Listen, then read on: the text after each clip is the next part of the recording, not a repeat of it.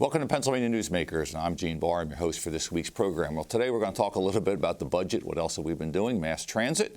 We're going to talk a little bit about some elections coming up, as well as how you can maintain your financial stability and gain some resiliency. And we'll do all that after this quick break.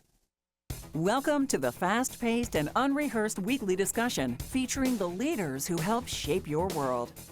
Join us as we address the issues that impact you each and every day. This is Pennsylvania Newsmakers. And now, here's your host. Welcome back to Pennsylvania Newsmakers. We're happy to have with us today Amy Worden. Amy is the, I got to get this right, Managing Producer and Enterprise Editor for PennLive. That's an interesting title. And Charlie Thompson, who's a longtime reporter for PennLive and the Patriot. So thanks for coming on today. Greatly appreciate it. I want to talk about a little bit of the stuff going on in the Capitol here. The first and obvious, and I don't know if there's any more developments, is, of course, Pennsylvania's budget, which is now roughly 2 months late. Not a surprise after recent years. So any new developments you guys are aware of? Right. Well, no. Okay.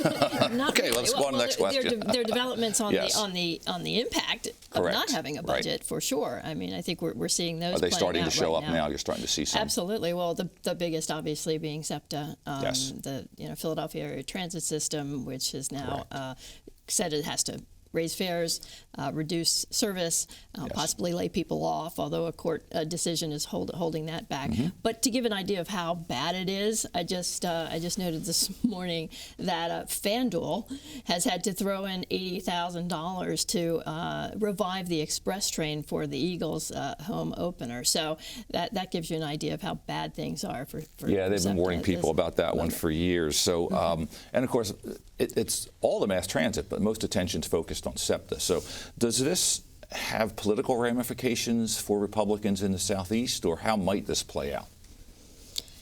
Go ahead, Amy. Oh, I mean, sure.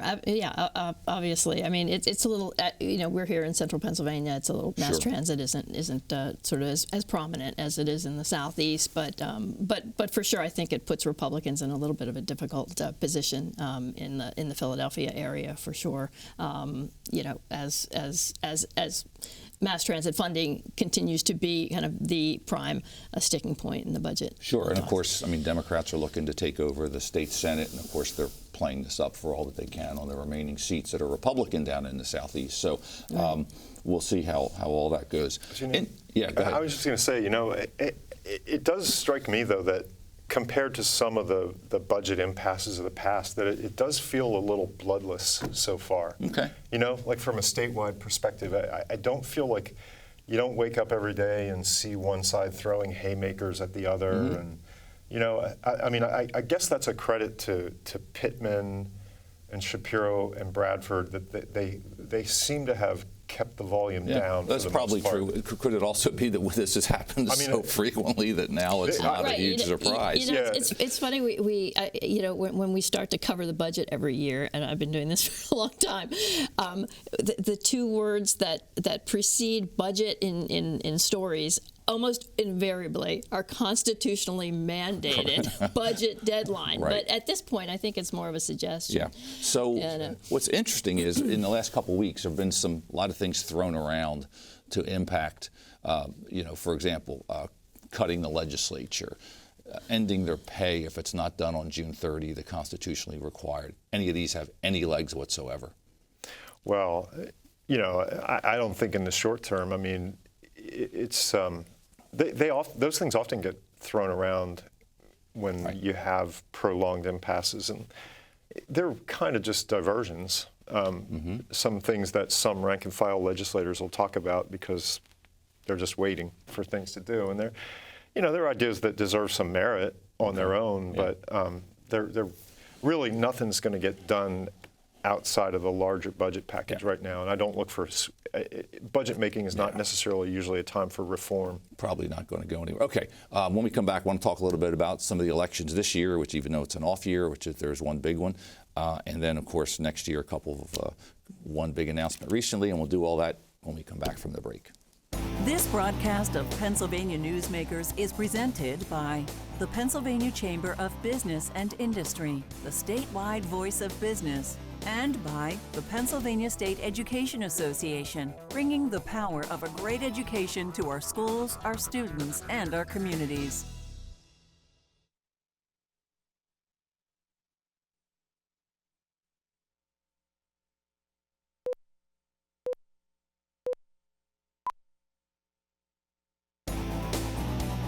This broadcast of Pennsylvania Newsmakers is brought to you by the Pennsylvania Highway Information Association, the go-to source to learn about transportation projects and issues. Please visit pahighwayinfo.org. And by the Pennsylvania Manufacturers Association. Business in Pennsylvania is our business. Welcome back to Pennsylvania Newsmakers. We're here with Amy Worden and Charlie Thompson. So, all right, this is not a big election year. This year's elections would be the off year, the municipals, et cetera. But there is one big one, and this is the judicial retention of the 3 Democrat judges who were elected in 2015, kind of a big sweep that radically changed a lot of what was done. Shouldn't say radically, but significantly changed a lot, whether it was the election law, et cetera, and have brought a lot of attention to that.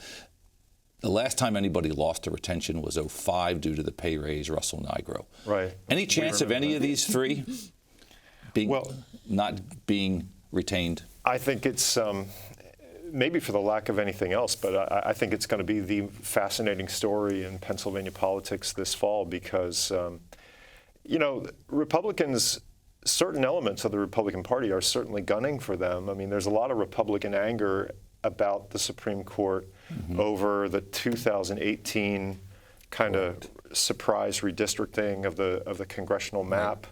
That was in response to a lawsuit, but a lot of Republicans have some pent-up animus about that. They feel like the Supreme Court overstepped their power in the way that they handled that.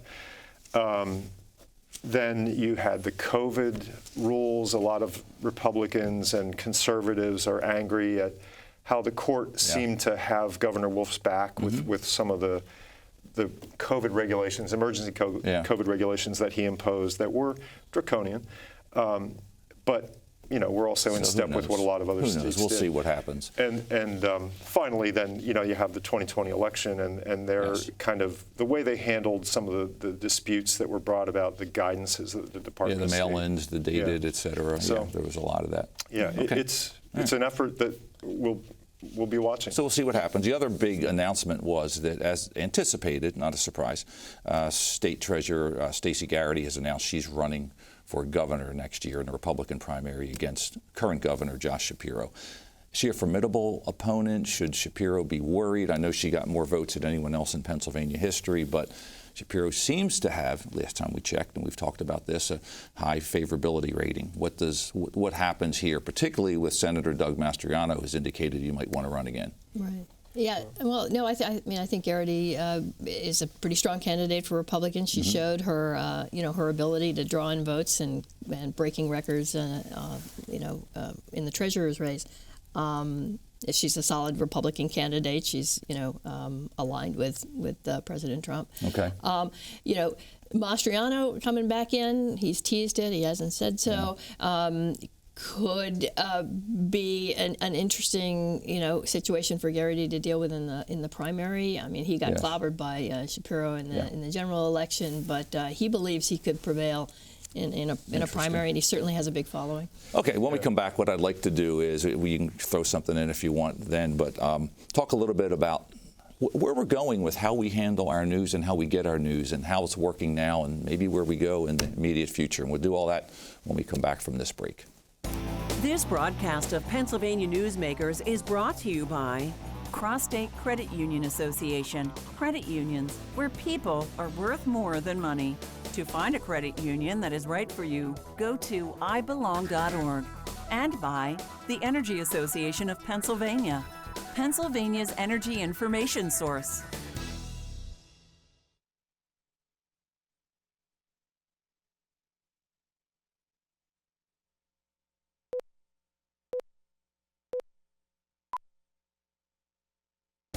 This broadcast of Pennsylvania Newsmakers is brought to you by the Association of Pennsylvania State College and University Faculties.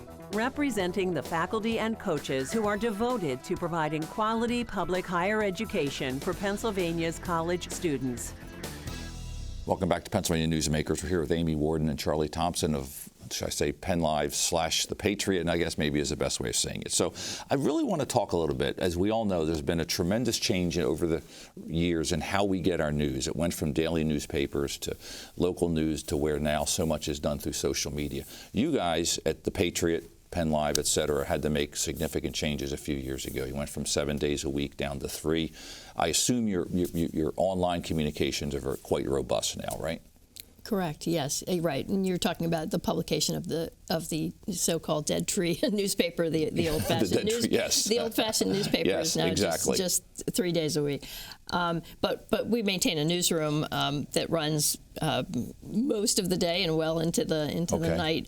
We're constantly updating our website. But yeah, I mean, I think what we're trying to do in this media landscape that is so fractured at a time when the country is so divided that, I think we're trying to, continue like our primary mission historically as a news organization to present the news in a neutral fashion, but also try to meet readers or listeners where they are. So I think we're bringing the news to people the way they want to receive it, whether it's a podcast. We have a very popular daily podcast. We have lots of podcasts on different topics, but a general one that's really popular that comes out every day. Or is it newsletters? Do you just want to see the top stories? Do you want to get texts from us? Do you want to see us on social media? Okay. Or the website? So. And I know you were at the Inquirer for years, et cetera, and some of the papers have done collaborations, that is sharing reporters, et cetera, correct? That's still an active, ongoing endeavor, correct? Right, yes. Yeah. And right. Do you see more of that coming too? Yeah, absolutely. I mean, we have partnerships with local news organizations, Spotlight, for instance, which was an outgrowth of the Inquirer news conglomerate as well, but and across advanced newspapers. So we have newspapers all around the country. Are you still keeping up covering? Because one of the strengths and one of the things that people rely on is your coverage and other newspapers' coverage of local news. In fact, I think you started from that side on the Patriot. Sure. Is that still something that you're focusing on? Well, honestly, if we're being completely honest, it really was de-emphasized when PennLive, when the Patriot Company went sort of digital first in 2013. Yeah. We had buyouts and we had layoffs, and with the shorter staff, one of the things that went was municipal coverage. Interesting. Ironically, I believe, me personally, and I think the organization is sort of pivoting back towards rebuilding some of the capacity to do local coverage, because if part of the argument was, well, local governments are running their own websites, school districts are running their own websites, so that market is kind of covered. But it's different if you don't have an independent set of eyes looking at it. And so as we see data center proposals, and we see so you guys are still pushing those land use battles, and there's a lot of good stories out there at the local level. Excellent. Hey, thanks for doing that. I'm really glad to have both of you on. Hopefully we can come back and talk a little more about this, about how that's developing. So thanks for being with us today. We'll be right back after these messages. This broadcast of Pennsylvania Newsmakers is brought to you by the Pennsylvania Medical Society. Inspired physicians committed to the good health of Pennsylvanians and the advancement of the practice of medicine.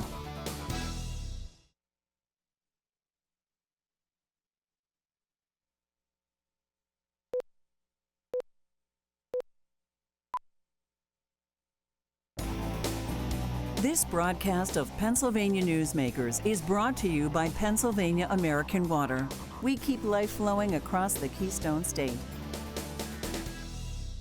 Welcome back to Pennsylvania Newsmakers. We're happy to have with us today Kevin Oswald, who's Government Affairs Associate, and Nicola Foggie with CrossState Credit Union Association. So good to have you back, and good to have you here for the first time. So today we're going to talk a little bit, one of the words that we hear tossed around is financial resiliency. I mean, I kind of look at it as how to keep your head above water during unforeseen circumstances. What is financial resilience? So when we talk about financial resilience, what we're really talking about is having a plan before something unexpected hits your finances, whether that's a sudden job loss, unexpected home expense, or an illness. Put it in context today, nearly half of Americans could not afford an unexpected $500 expense without having to borrow or sell something from their house. Another 60% of Americans say that their financial stress is negatively impacting their personal health and their relationships. One way to relieve that is to have a plan before those unexpected expenses hit you personally. Okay. And how much should a family have saved up? What's the kind of rule of thumb for that? So the typical rule has been 6 months of your pay. For a lot of people, tough to do. I know. Tough to do. So we're asking people to start with just start. Just start. Just start. And so, when we talk about having an emergency savings, most people have somewhere that their paycheck goes into, checking account. So likely they also have a savings account, whether that's a credit union or a bank. They can utilize that savings account as their emergency savings, or even smartly set up a second account that you don't touch, that you have some of your monies, a payroll deduction, for example, roll over into that emergency savings, kind of tuck it away till you need it. And this is in addition to retirement savings that, of course, you guys as financial counselors would advise you really need to do. So, but I think for a lot of people, it's kind of like this gets to be a daunting task. I know. Yeah. But you guys are there to offer the assistance. So you encourage your folks to come in, your customers to come in and talk about these things, obviously. Well, Gene, a startling statistic is that 44% of Americans have enough emergency savings to cover 3 months of their expenses. And that was a statistic from 2024 Federal Reserve, as a matter of fact. But then that means that over 50%, 56% to be exact, do not. And so one of the things that we do know is that, you mentioned it, at your employer, typically you're encouraged to participate in a 401k in some form or fashion. So it's kind of put away and forget it. And that's kind of how they should think about their savings or emergency savings. Yeah, especially retirement, because there are some real financial penalties if you start pulling those dollars out, in addition to the long-term, some immediate hits to you.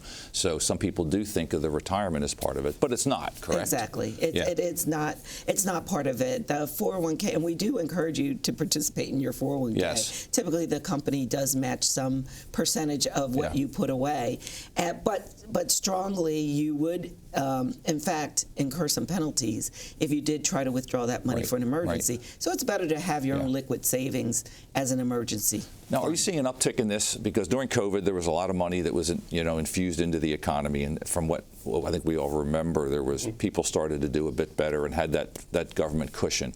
Has this problem gotten worse since those dollars have slowed down? Have you seen any of that? Well, as far as post-COVID, people appear to be fairly gainfully employed. There's been some uptick in the job market placement, so people were feeling a little bit more comfortable. But sometimes the political climate, whichever way you lean, can make people uncomfortable. So some folks, we do encourage them, in order to give themselves a better comfort level of their day-to-day life and unexpected circumstances, like Kevin pointed out, that they should go ahead and start that emergency savings or that rainy day fund. Now, a lot of people are struggling and have with healthcare costs. That is one thing that I think you guys would say, yeah, we see that. So how significant is that, and how do you guys work with your customers on those kinds of issues? So medical bills are one of the most common disruptions to people's financial lives. When you're hit with unexpected medical costs, you could be put out of work for a while. These bills tend to be larger than unexpected household costs, things like that. So one way that credit unions help with that is we offer health savings accounts. These are accounts designed specifically to help people manage and pay off existing and future medical debts. Just to give context to how successful these accounts have been, nationally there's now about $116 billion in health savings accounts spread across about 36 million accounts. We're seeing phenomenal year-over-year growth. Just from last year alone, the amount of assets is up about 17%. We've seen a 6% growth in those accounts. So people are leaning into the idea of putting money into these health savings accounts to help manage those expected costs. But again, you've got to get folks to acknowledge that and take that, as you said, just do something, take that step, because you've got tax advantages for that, and also that's the cushion. But for a lot of people, it's tough to find those dollars and educate them about the immediate tax possibilities of that. Well, Gene, the good news is that credit unions have financial counselors. Typically, almost every credit union, but certainly the folks that work at a credit union are financial professionals themselves. So we encourage folks to stop in to a credit union. If you are not a member of a credit union, there's certainly many ways to see if you can become a member of your local credit union. And the financial counselor will sit down and review your credit report, your standing, what you have, wherever it may be, at the credit union or the bank, and actually help you set a plan to get started with your savings, and perhaps even looking to your future, a rainy day fund for those fun things you want to do as well. You know. And you guys still offer the, now this goes back a long way, but I think we talked about this before on the show. For years it was the old vacation clubs, Christmas savings, et cetera. Do you guys still work with your people on that, or have you advanced to a little bit of a different savings mechanism at this point? Digital form. In digital form, Yeah, because folks like to go on their online banking app or their online credit union app and be able to see their see what they're building up and to be able to contribute or transfer money into it. So to be quite frank with you, you can have as many accounts as you want with the financial institution, and what you label them, we're happy to help you with that. So but remember, start with your emergency savings fund, then possibly a rainy day fund for that immediate thing, the car breaks down or what have you. But also, you can set up your vacation club, your savings fund for your maybe back to school or something else, repairing your house. And of course, the credit unions do lend as well. So if you need to get started by doing something to help you consolidate your bills so that you have more monies in every month or every pay to contribute to your savings fund to get started. Yeah, and you bring up a good point, because of the way that, the concern, we've had pretty big fluctuations in terms of interest rates, et cetera. You guys do advise your folks on that as well, about what the appropriate rates are and how you can help, right? Exactly, and sometimes you can actually do a benefit to yourself by consolidating your debts, or at least some of your debts, maybe your most expensive debts like credit card debt, because that's still high. Yes, it is. Yeah, absolutely. Absolutely. Consolidate that into a low interest rate at a credit union, and then you'll free up more of your net income. Good. And then again, as you said earlier, which I think let's go back, it can be very intimidating. Just come in and get started. Come in and talk to somebody, right? Yeah. Come in and see us. Absolutely. Come in and see us. Please do. Please do. Come in and see us. Okay, excellent. Thanks to both of you for being on. We'll look forward to seeing you again here very shortly. Okay, thanks. Thank you. Okay, thanks for being with us on Newsmakers. Look forward to seeing you next week. Bye.